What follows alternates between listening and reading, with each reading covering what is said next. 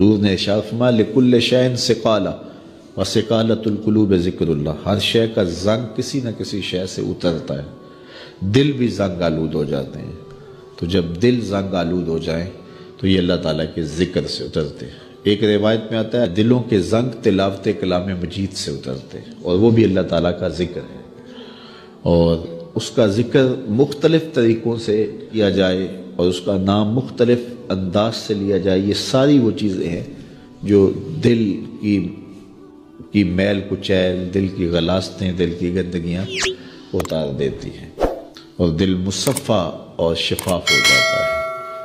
حضرات صوفیہ تو کہتے ہیں جب کوئی بندہ ایک مرتبہ کہتا ہے اللہ، تو اللہ تعالیٰ اس کی طرف 70 مرتبہ نظر رحمت سے دیکھتا ہے، اور جب اللہ تعالیٰ کسی بندے کی طرف نظر رحمت سے دیکھتا ہے اس کے 70 گناہ جل کے راکھ ہو جاتے ہیں۔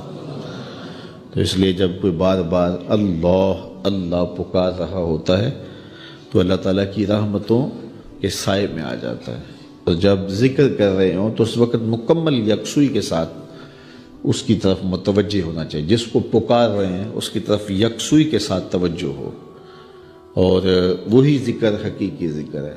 حضرت شیخ فرید الدین عطار علیہ رحمہ فرماتے ہیں ہر عضو بدن کا الگ ذکر ہے، زبان کا الگ ذکر ہے، آنکھوں کا الگ ذکر ہے، کانوں کا الگ ذکر ہے، ہاتھوں کا، پاؤں کا، دیگر اعضائے بدنیاں کا الگ الگ ذکر ہے۔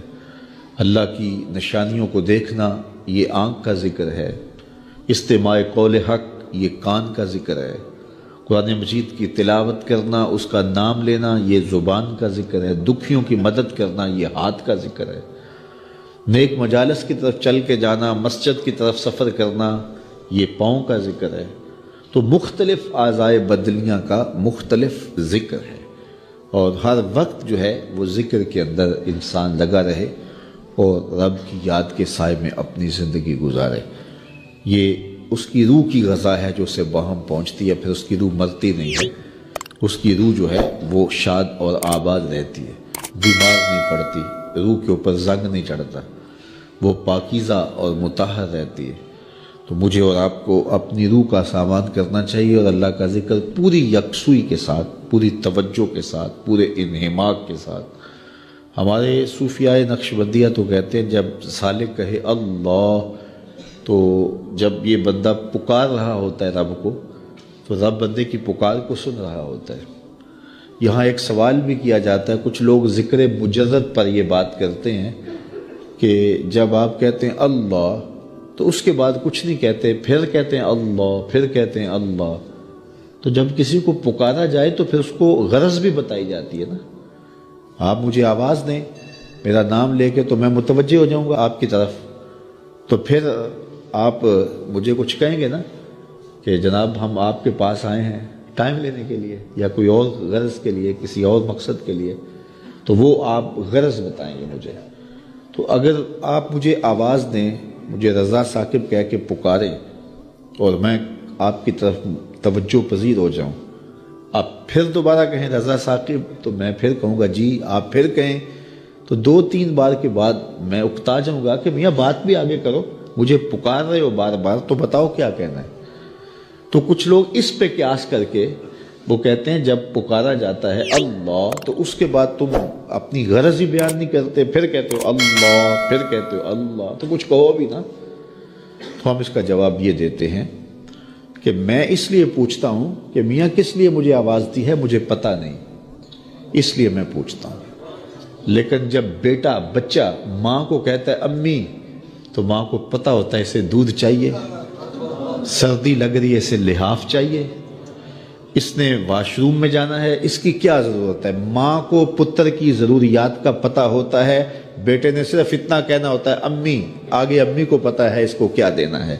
تو بندے کا رب کو پتہ ہے اس کو چاہیے کیا، بندہ کہتا ہے اللہ، رب کو پتہ ہے میرے بندے کو کیا چاہیے۔ اے دلوں کو پھیرنے والے، میرے دل کو اپنے دین پہ ثابت رکھنا۔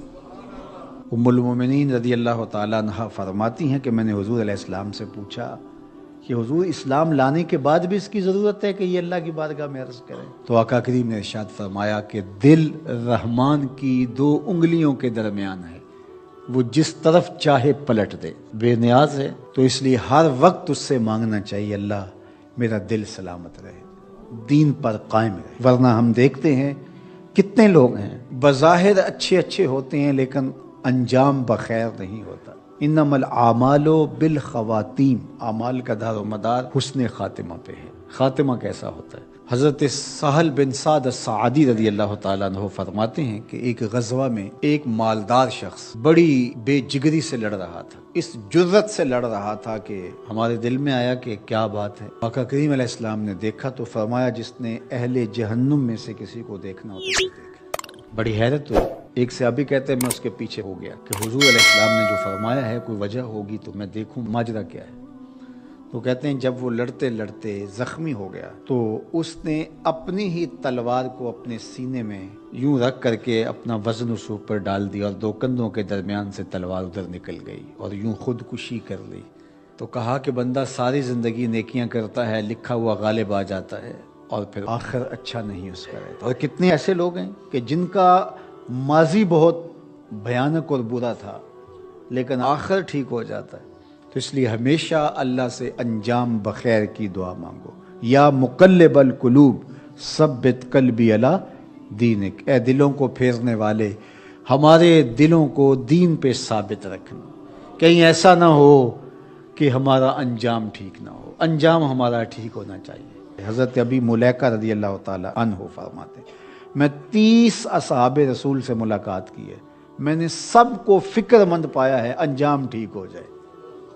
جنہوں نے اپنی آنکھوں سے حضور کو دیکھا وہ بھی ڈر رہے ہیں ہمارا انجام ٹھیک ہو جائے۔ رنگا رنگ سہیلیاں پرن کڑے پر پریا اس دا جانیے جس دا توڑ چڑھے۔ ہمیں ایک اور دعا ترغیب دی گئی قرآن مجید میں اہل ایمان کو، اور وہ کیا؟ ربنا لا تزغ قلوبنا بعد اذ ہدیتنا وہب لنا من لدنک رحمہ انک انت الوہاب۔ اے اللہ ہمارے دلوں کو سیدھا کر دینے کے بعد دوبارہ ٹیڑھا نہ کرنا۔ یہ دل سیدھے ہیں تو سیدھے ہی رہیں، یہ کبھی دوبارہ ٹیڑھے نہ ہوں۔ یہ نرم ہیں تو نرم ہی رہیں، کہیں پتھر نہ ہو جائیں۔ ایمان کے نور سے جگمگا رہے ہیں اللہ، یہ جگمگاتے ہی رہیں، کہیں دوبارہ ان میں ظلمتیں نہ آ جائیں۔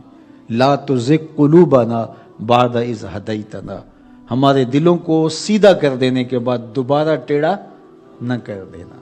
وہب لنا من لدنک رحمہ، اور ہمیں اپنی جناب سے رحمتیں عطا کر دے۔ انک انت الوہاب، تو وہاب ہے، اپنے کرم سے اپنے فضل سے ہمیں مالا مال فرما دے۔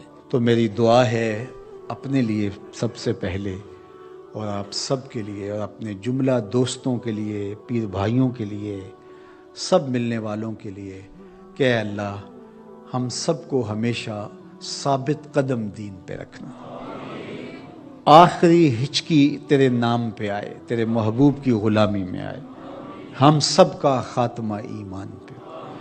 ایک ایک کر کے دوست ہم سے جدا ہو رہے ہیں، ہم بھی اس دنیا پہ مستقل رہنے والے نہیں ہیں، کوچ کر جانے والے ہیں۔